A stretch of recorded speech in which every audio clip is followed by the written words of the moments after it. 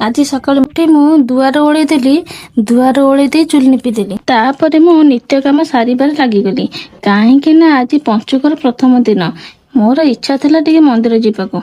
घर को आसी देखे तो से शोइछंती। तांकर भल मंद बोले किछि नाही।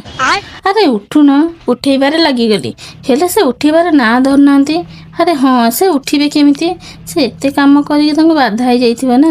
तांको टिके मु मोड़ी दिए तापर से उठी गले से सभा को चली गले। तापर आमे बाहरी गले मंदिर को। गाँ पाख मंदिर रे पंचुक को बहुत लोक होंदी। एमिति रे भी आमर लेट हो गलानी। एबे आमे पहुंची गलु मंदिर रे।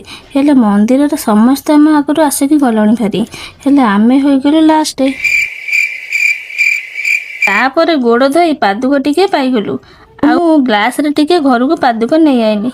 मो ठाकुर पाखे दीप लगे नंदी पाखे धूपकाठी लगेदेली। मो मनर कथा नंदी को जनईदेली। कहीं लोक कहते नंदी को दुख जनाले से महादेव को जनईदेली। तापर आम मंदिर टिके बुली दे आसिलु भारी घर को आसी मो चौरा मूल चिता पकेबार लागिगली। मो चिता केमिति लगुची कमेंट माध्यम रे कहिबे। रहुची सांग माने नमस्कार। जदि मो वीडियो आपन को भल लागिथिबो आपन को अनुरोध करछि मो चैनल को सब्सक्राइब करिवे।